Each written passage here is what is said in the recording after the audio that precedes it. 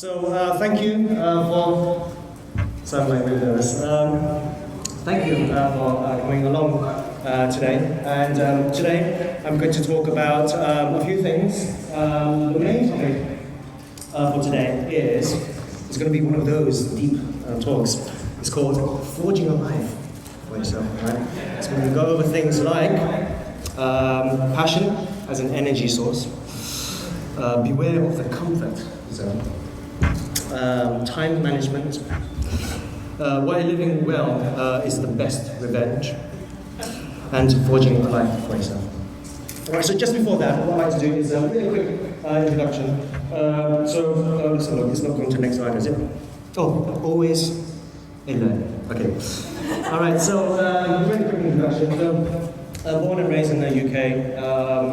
This is some of our lovely habitats in the UK, filled with lovely young birds which go on forever and ever. Moved to Japan about 12 years ago, not because of the roadworks, where I worked on the internet for a very long time as a website manager at Amazon, a product manager at Microsoft, and then left Microsoft to start up my own company.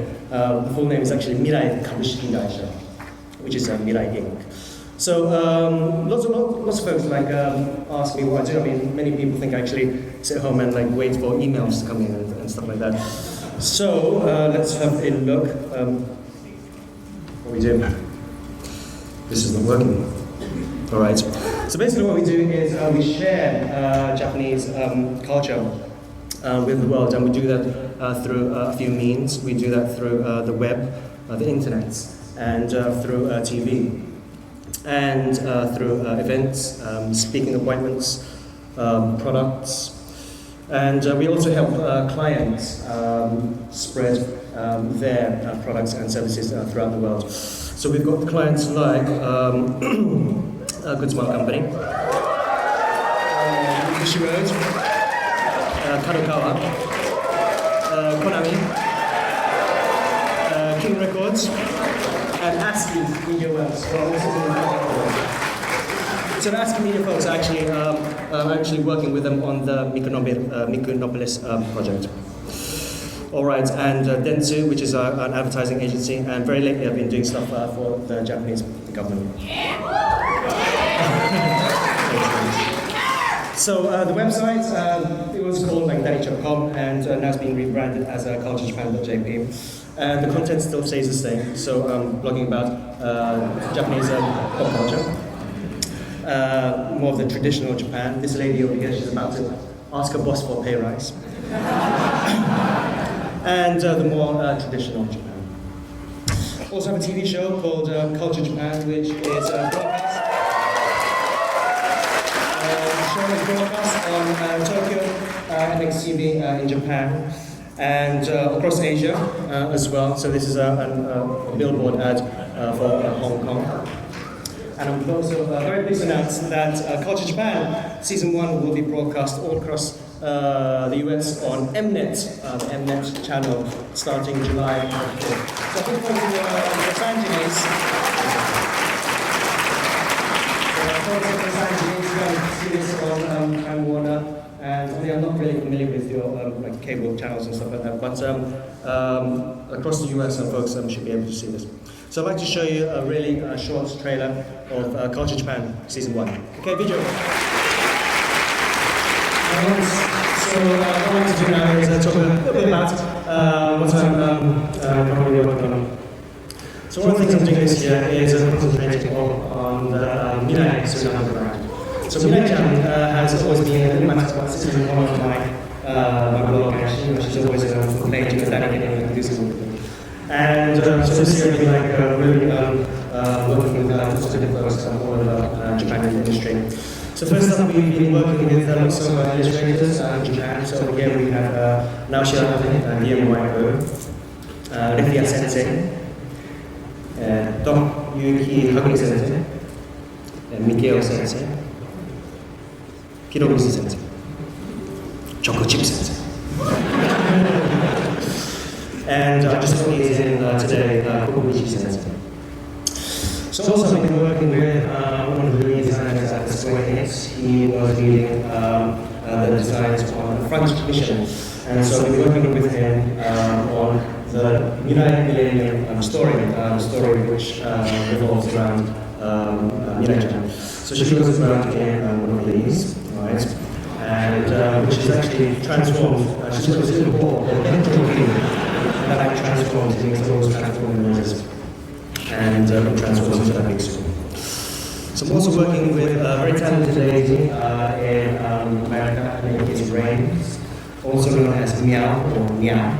And she's a very talented lady, and I've been working with her on some of these designs over here. Here are the school uniforms. So I came across another very talented artist in Indonesia known as Pinax. And this is the Millennium World over here. And this is the school that they attend. So very soon we'll be reviewing some of the scenarios. So I'm working with some folks. So when I was in Amazon, I was working with this guy, he's an editor. And then many years later on, I discovered that he was a scenario writer for many titles like Shakugan Shana. And he's now working on Twin Angel, and I'll be working with him in the scenario for Mirai Millennium. So also to introduce the book, alright, you should see it. There's any coincidence. So he gets to wear cool stuff as well, and this is his solo marine shell. What the hell am I going to name this? So, here are the color schemes which I think were very interesting. So also, last, the Big Monkey Master came out. So this is available at Toilet, there's a little booth in the exhibit hall, and it's available over there. And I just brought the owner to do one and said, look, could you give somebody like another thing for my half price to get like one of these Mirai figures? And he said, oh, okay. So if you go along, you can get like Mirai figure and another figure for half price. So also been working with many folks in the industry to get Mirai-chan to appear in like different animes. So I wanted to realize on April 1st. So this is not mine. And so there's an anime called the Twin Angel. It's going to be broadcast from July 4th, I believe. And Mirai-chan will be appearing in it as a main running around. And all the comrades will be dressed up like this as well. So I'm really excited to see Mirai-chan running around. So it's going to be in around episode 4, which is probably the end of July-ish or the first week of August. And this is the title over here, Twin Angel. Brings everyone. Lovely. Okay, I've also been working with the Natural Class. They bring us great titles like, great titles like, Steins. That's right, yes. And their master character, Super Sonico, is going to be in a game called Sonico, and Mirai-chan will be appearing in that as well. So I've also been working on some music. So last year we released a single called Mirai, which was the theme song for Culture Japan. So I've been working on another tune which is sung by Mirai. And unfortunately, the keynote, it doesn't have any functionalities to like fade out music, so it kind of ends up music. Anyway. We haven't released yet, so I'm happy to do so free on the internet. So also been working on Mirai-chan and teaching Japanese. So I started this new series called Moe Kana.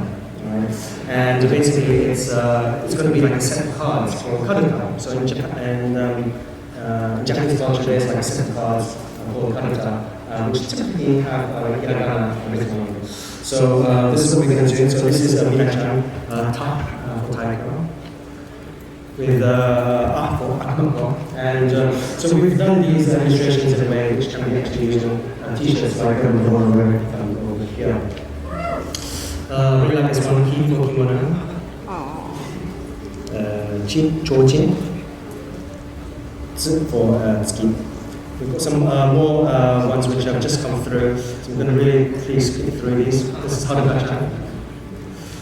This is what hiragana could this be for? What hiragana is this? Or what? Opai. It's actually, let's say, a mu or mune. It's made. It's nui nui. This is the noren. So in many Japanese establishments we have these curtains outside the door. And Fujisan. Henshin. She's like transformed into an angel. And we have, we decided to use this hoki, which is a brush, one of those brooms. And here's some of the rest. So when I get back to Japan, I'll be working on Japan Season 2.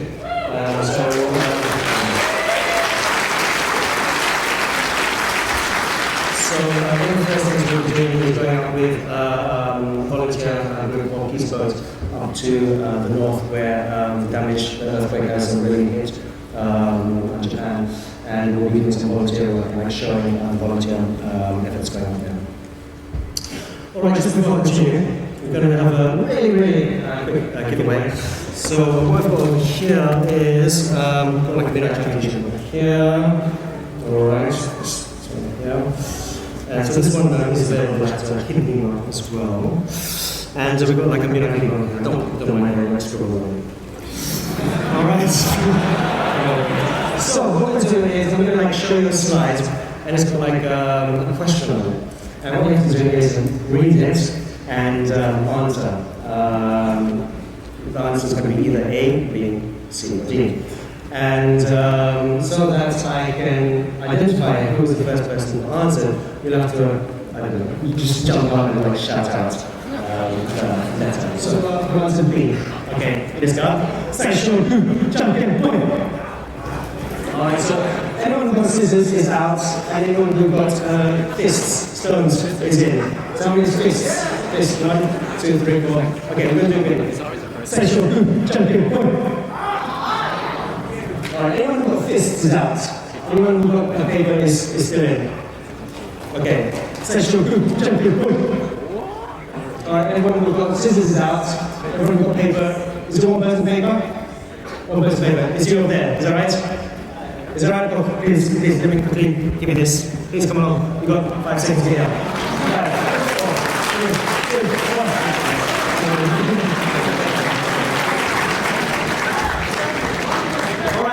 So the answer was B, because he's broke.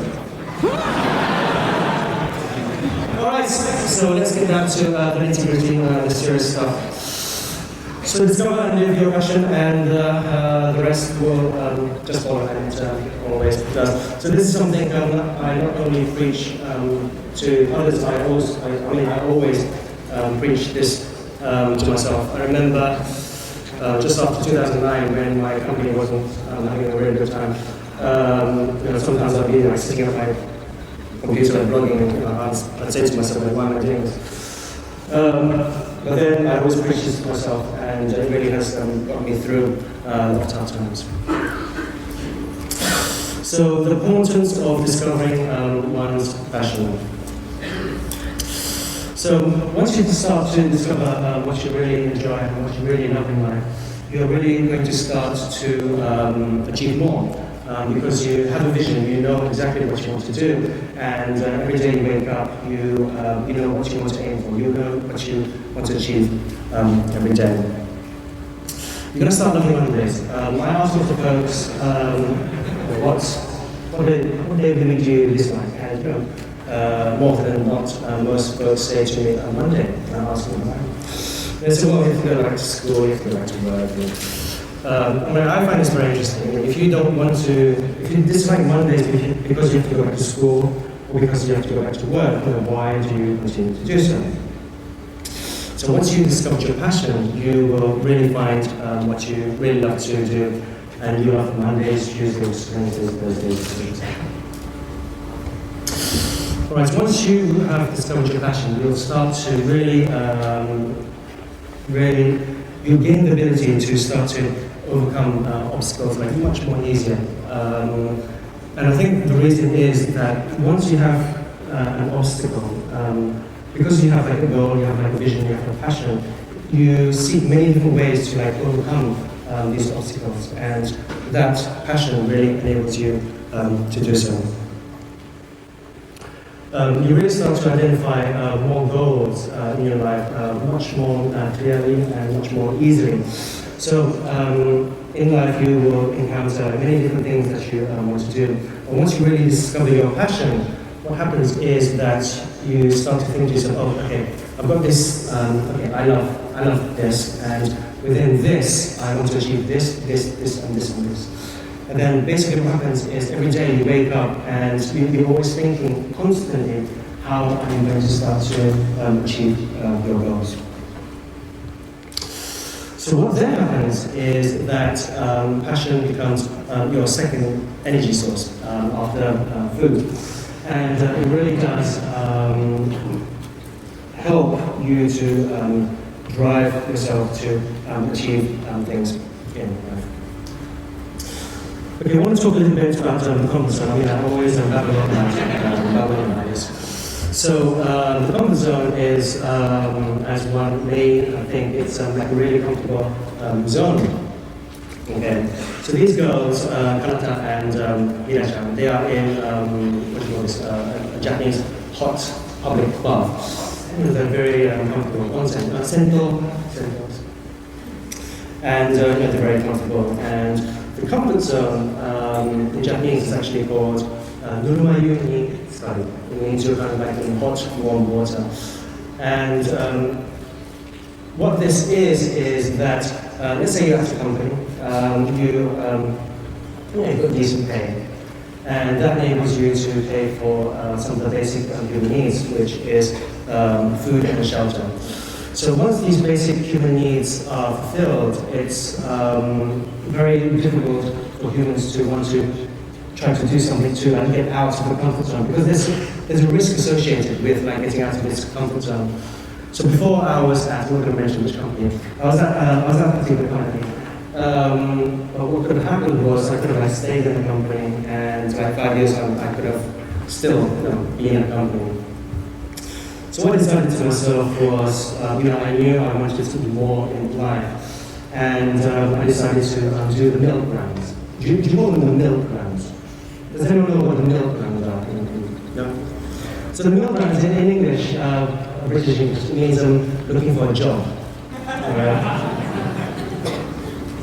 I don't know why it's called milk rounds, but now that it's not a common term in America, you can actually say in front of your boss, your boss is behind you, hey Harry, you did milk rounds. So anyway, I was at a particular company, and I done milk rounds. I got to meet lots of different recruiters. I went to lots of different companies for interviews, and I started to grow my network just with recruiters and these companies which I was interviewing with. And then what I found myself was just a few months later, I was earning three times what I was earning at the previous company, and I had a huge platoon of staff, and my life just completely changed. So really taking that risk to get out of that comfort zone is something that you really want to try to do. So one of the things that really drives me is this basically. So time is nearly up. It really is. It's absolutely no joke. I've got tears in my eyes now. So really, before you know it, time is just you just got no time at all. And I'm under no illusion that I'm gonna live to be like old and grey. I could go out and someone could mug me or something, stab me, I don't know, whatever. And it could happen any time. You watch news all the time. You see people dying left, right, and centre, and you don't really think too much about it. But those folks who are dying on the news, they were probably thinking the same thing. And it's you really could go at really any time. And I'd really like folks to be able to live their life, no matter how long they've got left, to really live a fulfilling life. So there was a girl called Ashley. She had a disease called progeria. And this disease is one where humans age at about 13 times the normal rate. And so she was like around about like 13 or so. And folks with this disease, they usually die at that age. And so she was having an interview, and she was like telling the cameras that, you know, it's not about like how long you live, it really is about the quality of life that she had while she was alive. And, you know, she was really grateful for what she had. So this is one of the things that really drives me, just time is really up.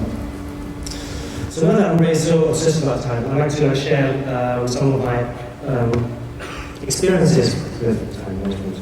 And before I'm going to take one of these sips from one of these AX bottles.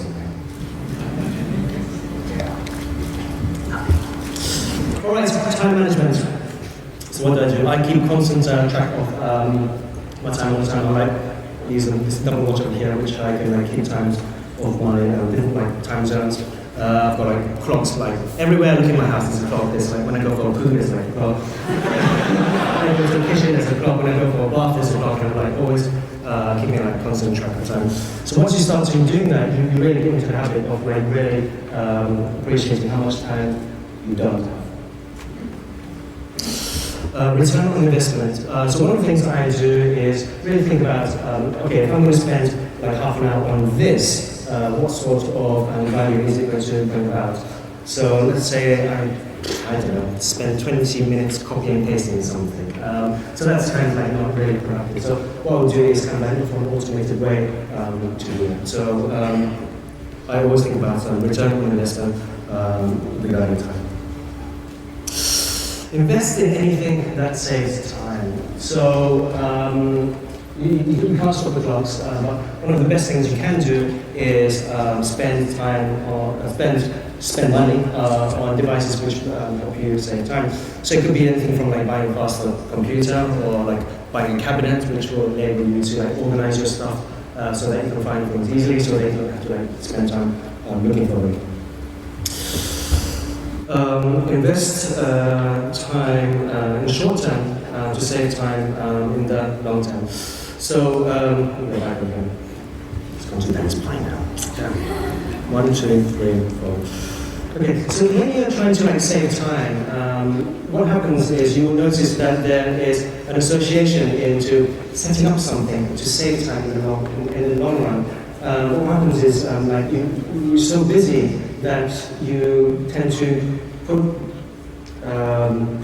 implementing time-saving procedures in place. You tend to like put them off, but really do try to spend time to work on those time-saving procedures now, so that you get much more time afterwards.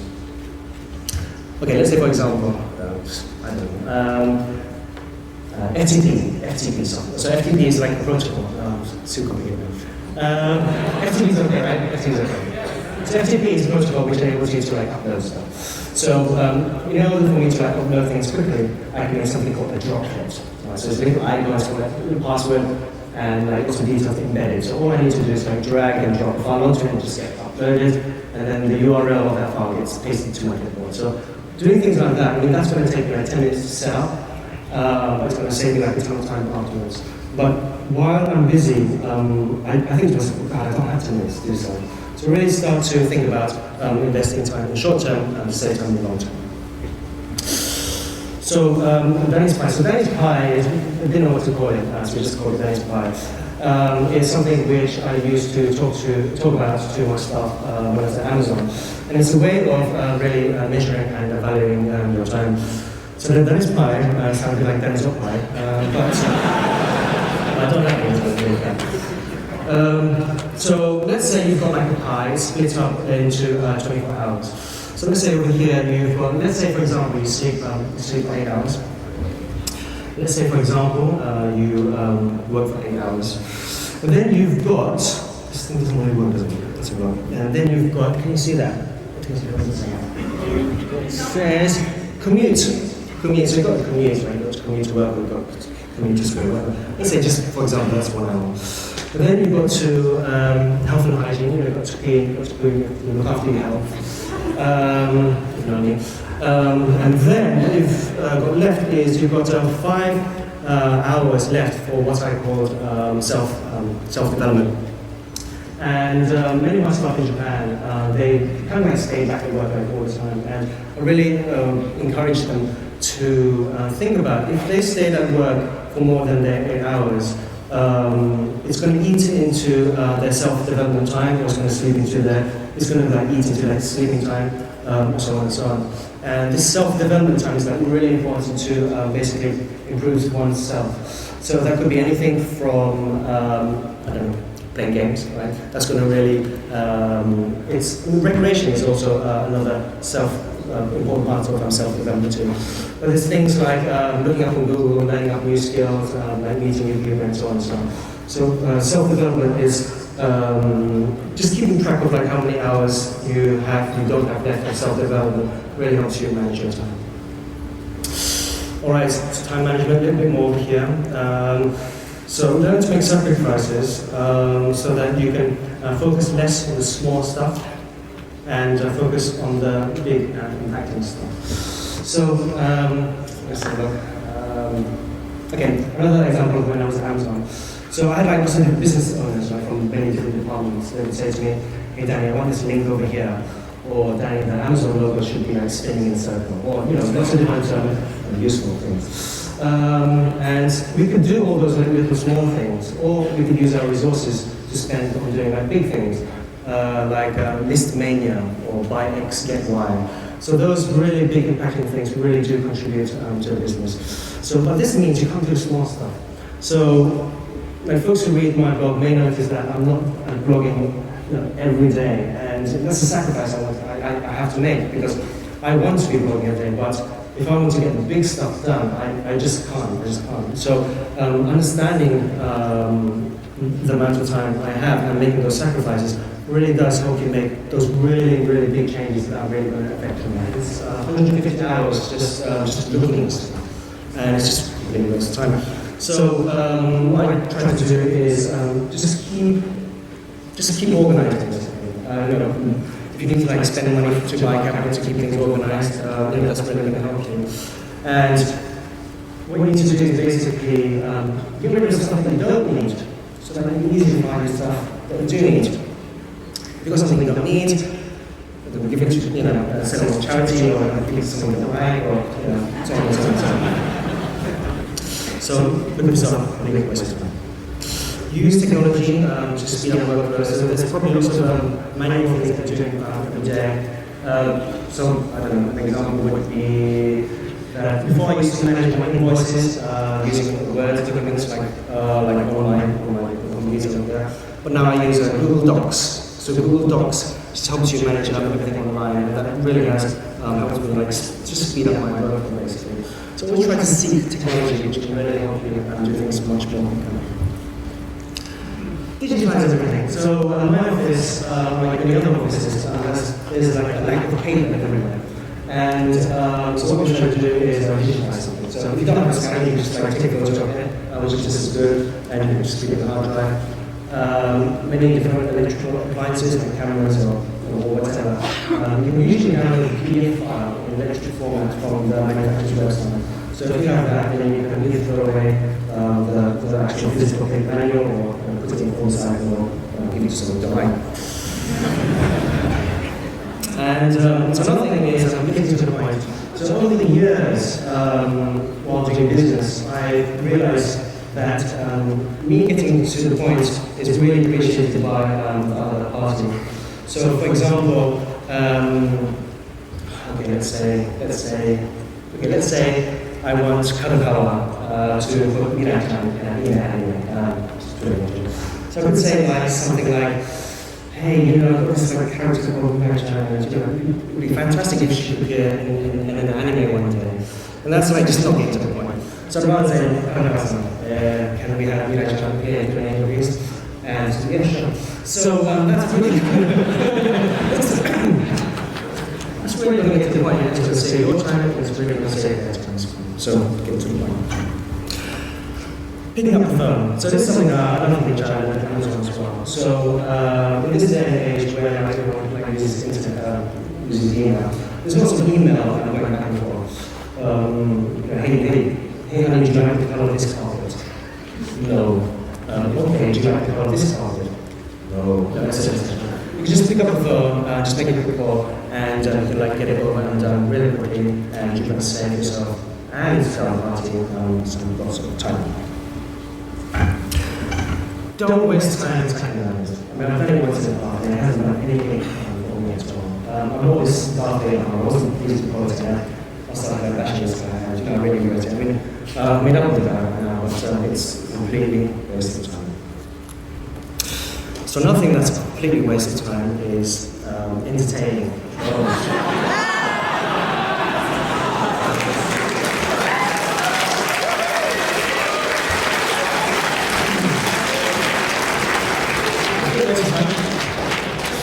So, I'm an expert in trollism. So, when I was first trolled, this is how I felt.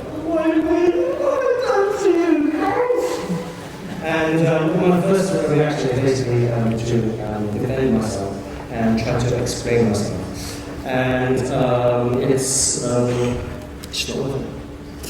So, trollism. Here are some things which I share with trollism. I believe there's one or two in the audience today. I'm going to go back. And I did last time, the sensation is really good, like, oh, for us, we're going to die this piano. Anyways. From trolling. So one of the observations I've seen and from having looked at the profiles of some trolls is that they don't really achieve in real society, which is the reason why they troll you. So many years ago I used to have this website, and there's this guy like trolling me. It's not Danish, like another website. He was like trolling me, and I got a little message right on the top of the page. He said, please go away. And after a while, I got good at trying to ignore this guy. And he sent me an email. And he said, I'm going to be around for a while. Could you please put a note, like you did last time, talking about me. And then I realized that this guy really was seeking attention from me and the community. And by entertaining him, he was he's being fed basically. So, and basically what they do is they seek satisfaction from hurting you, which basically gives them achievement. So one of the most important things to do is to not be trolls, because this is what they were going to look like. Fed trolls. So, trying to get everybody to like you is a sign of mediocrity. So this is the wrong way to deal with a troll. So the wrong way is to stop what you're doing. I come across like so many people who like close their Twitter accounts, they like just stop their blog. And so very recently, I had one of my comrades in Japan who was trolled. He was actually a doll guy, right? He's a doll guy. He takes his dolls out and about and takes photos. And then he was attacked by a load of like other doll guys, and I said, look, if you go outside and take pictures of dolls, then people will be scared of dolls. And the Japanese government is going to ban dolls in public. And this guy was like being attacked from like left, right, and center, and he just gave up. And then I saw a message on his blog which said, I've caused many people some different trouble, and I'm just closing them. So when I see stuff like this, it obviously makes me very angry. I mean, I call the guy up, I give him the pep talk, and he basically came back. He put a message back up in his blog. He said, like, screw you, I'm going to continue doing my life.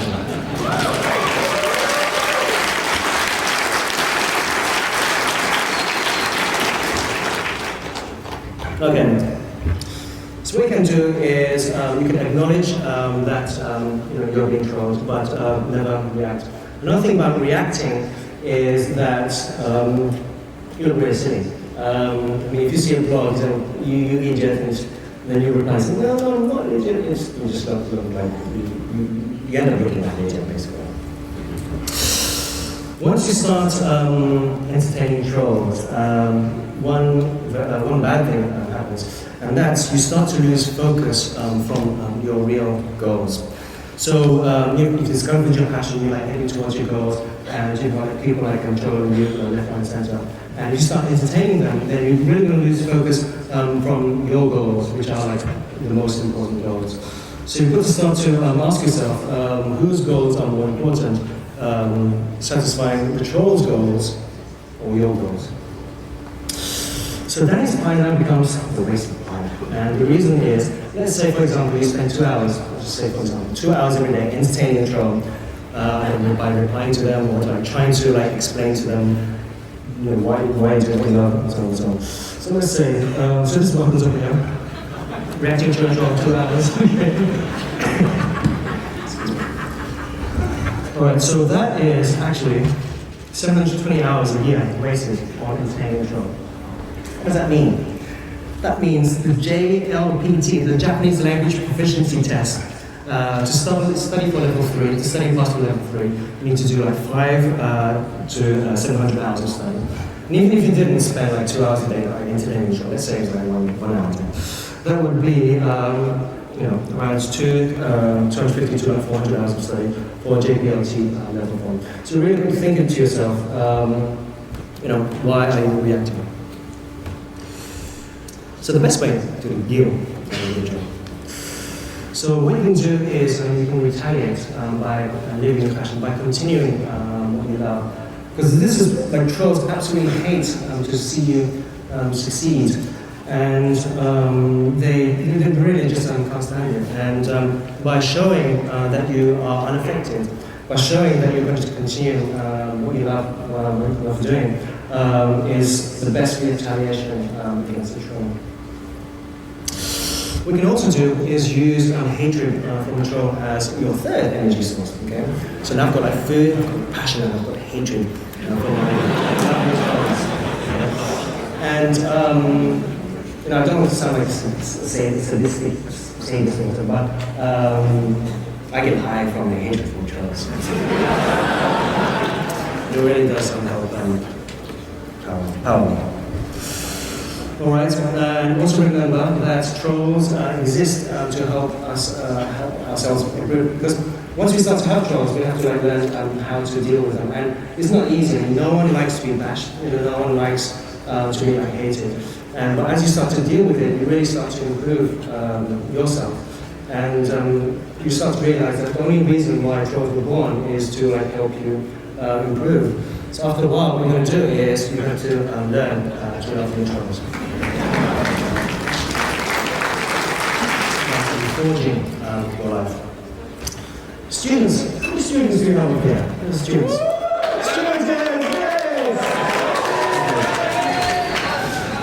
Alright, so for students, I'd like to share some of my experiences with you. So, build your resume.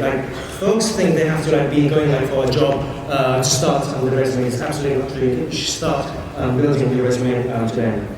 So make a resume. So what you're going to do is you're going to start with a Word file or text file, whatever, stick in your details, and just start writing down your education, what you like doing, what you have done, and so on and so on. Then have a look, and you have to look to see do you like what you see.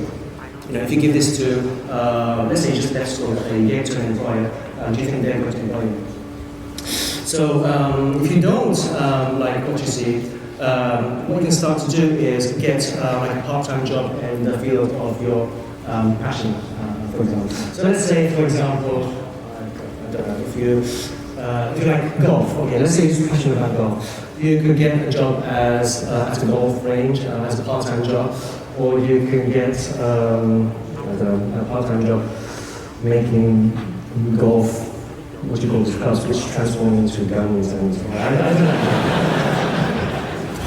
So what you can do is, once you start working in, doing some part-time work in fields that you're passionate about, you're going to start meeting lots of different folks who are also passionate about what you're passionate about. You're going to gain lots of experience, and it's going to be something that you can stick onto your resume. And you can make some money on the side to buy tickets to go to Japan or whatever. So that's actually one thing that I did. So, I worked in a Japanese restaurant called Benihana in the UK. So I was like at university and I wanted some change in pocket money. And I also wanted to speak Japanese. So Benihana is, I wasn't one of those chefs who like threw knives and like killed people occasionally. So I was in the halls like running around like, oh, this is one day, it was really embarrassing. I had this like Kirin beer and I just poured it over a customer and the bottle kind of like hit his back and I couldn't move the tray at all. Because if I moved it, it would have got like really wet. So I just let it pour, did it pour.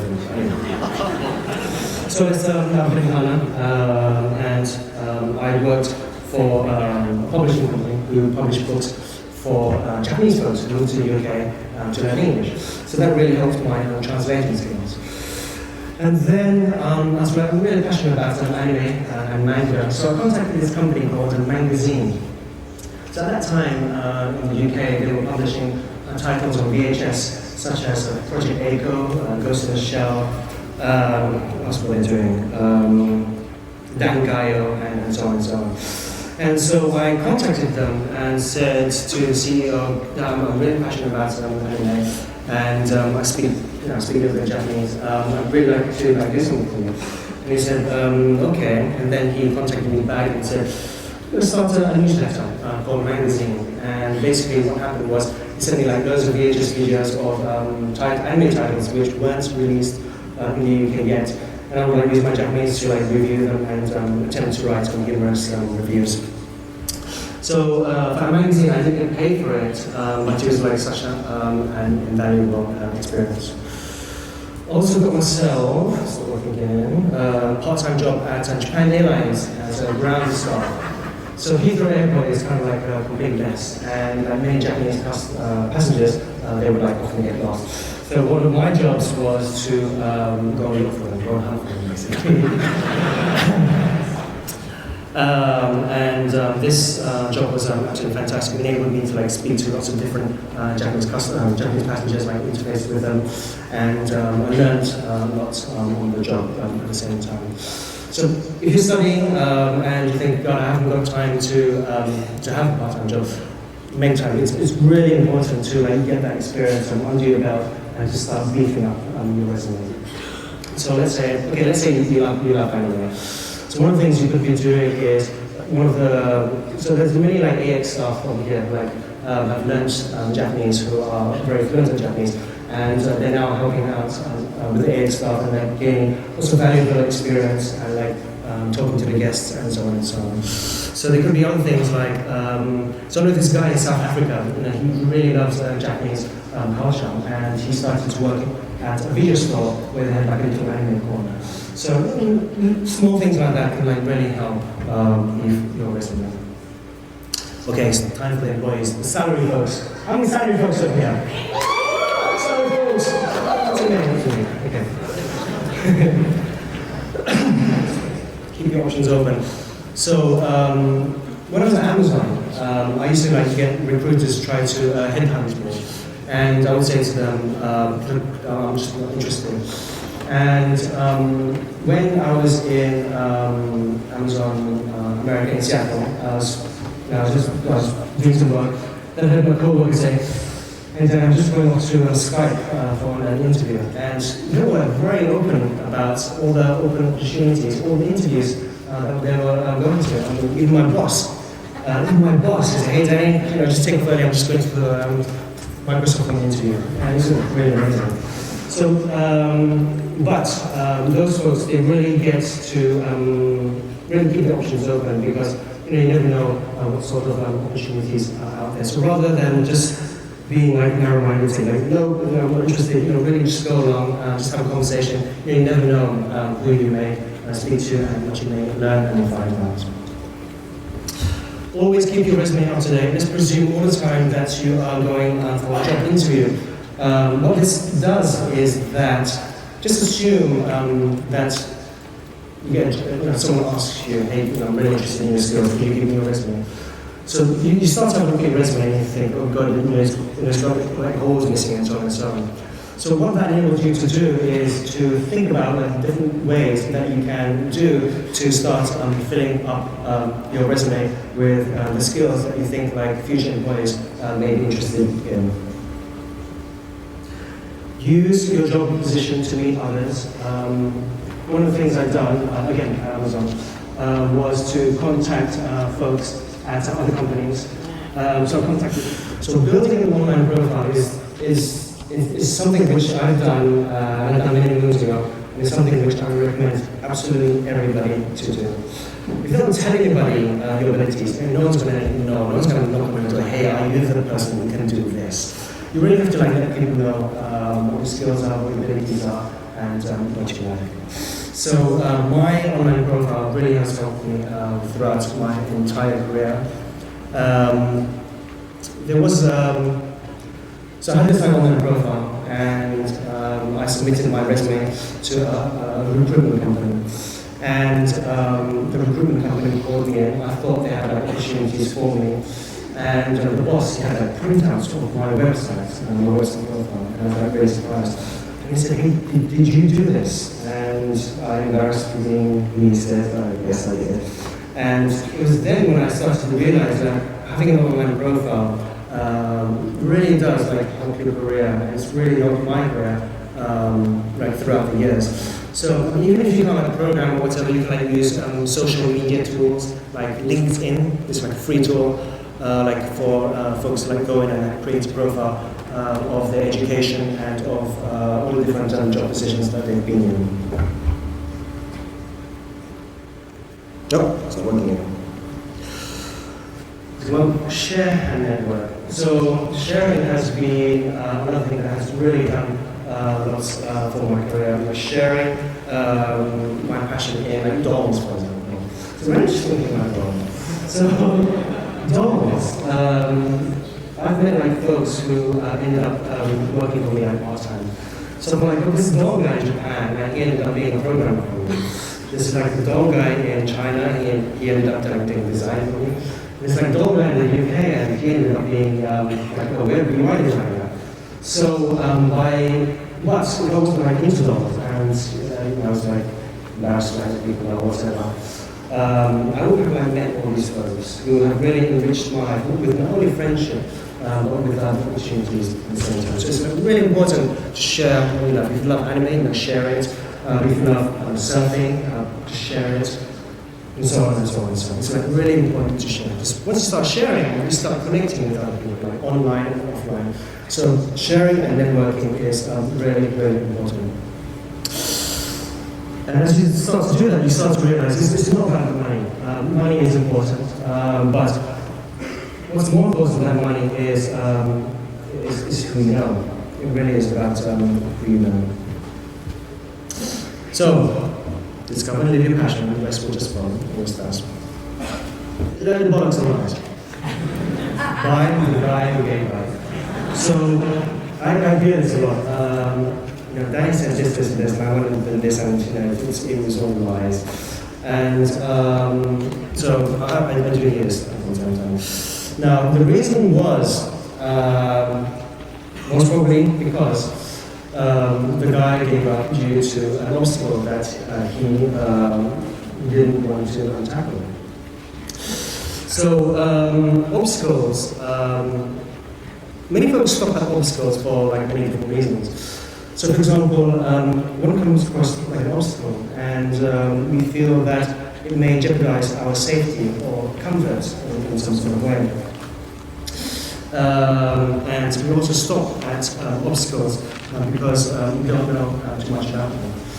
And I think one of the reasons is that they are like unseen obstacles. So let's say, for example, every day you learn to deal with like obstacles. Like, let's say you're walking down the road and you like see a tree trunk and you don't normally go, oh my god, it's a tree trunk, what am I going to do? Usually you would like walk over it, I don't know, backflip over it, or I don't know, do a huddle and get rid of it all the time. And you can do that really easily because you have learned how to like deal with these like physical like obstacles. And Another thing is that we create further obstacles to protect us from like unseen obstacles. So, okay, this is what we talked about just now with the tree trunk. So I think one of the things we can start to do is to visualize these unseen obstacles. And I think one of the ways that I do it is basically to think of the worst that can happen. You know, what's the worst that could happen if I go and tackle this this obstacle? And usually the answer isn't death. Right? Maybe it's something like I'm going to lose this, or maybe I'm doing this, or whatever. But if it isn't death, then I really recommend that you go through and do it, because once you have tried to tackle an obstacle, you have basically gained learning that you wouldn't have normally gained if you didn't do anything. So let's say you do try to tackle an obstacle, and it doesn't really go as well as you planned. And let's say that you lost a lot. It could be whatever. It could be money. It could be job. It could be a girlfriend, boyfriend, or whatever. So let's say that happens. Basically, what you need is revival tools to help you start again or reboot. So revival tools are basically your skills, your experience, and your connections. So one thing as a person who runs a business, what I need to do is always have constantly in my mind, what's going to happen if I lose everything? If I lose my house, if I lose all my money, what's going to happen? So what I can answer right now is that I can start again because I have the skills. I probably need a computer, maybe a Mac or whatever. But apart from that, I've got my computers, I've got my connections, I've got my skills, and I've got my connections to start again from day one. So, which are you? Are you a knife? Or are you a knife? So, you want to make sure that you are a knife. And this is simply done. It's like really easily done. And so I gained like all my programming skills, all my graphical skills, video editing skills from Google Sensei. And just learn stuff on the internet. And one of the most important things, however, is to do something with those skills. So you learn, let's say you learned some HTML. The most important thing is to actually apply that and make something. So you learn HTML and you go and make a website. Then you learn JavaScript, you go and make something like moves or whatever. You learn how to draw like anime girlies. You drew dodging machines, and you make health material for your friends. So it's really important to fine tune yourself as a tool, which can really help you recover from like any situation at all. Okay, so obstacles. Another reason why we stop at obstacles is because we just don't know what to do. You just don't know what to do. I mean, it happens to me from time to time. But when you get to an obstacle, you've got like options of you don't know what to do, but you can actually you can start to do something or anything at all. Because once you start to do something, it always leads to something, whether the outcome is desired or not. So, because like doing something, what's going on here? Doing nothing always leads to nothing. Doing something always leads to something. So if you do nothing, nothing's going to happen. I mean, it sounds like very obvious, but doing something like always leads to something. So just one small example here. So let's say I'm designing websites. I know I need like a menu, I need like a splash pad over here. But I don't know what it should look like. What I do is, I open like Photoshop or whatever. I just like stick all the elements I need. I've got like a banner, I've got like a menu. Just start dragging them around and like just doing this stuff. Because by doing stuff you can like start to like visualize what's going on, and that will give you some sort of direction to like take this direction or to like take that direction. So So always remember that anything that you do, it may not always turn out exactly how you like, but it's always going to be learning, and you're never going to have that learning unless you try. So always do something. Alrighty, so I think that's about it. It looks like someone's like flashing lights at me. But before I leave you, just want to say that we've got a meetup gathering, right? And this gathering is going to be on Sunday the 3rd, from 11 a.m. to 15 p.m. 15 p.m. 3 p.m. right? In WS1, wherever that is. And our last forum that can fit like dozens of people. So hopefully do come along and meet lots of comrades. Okay. So that's with Jacob and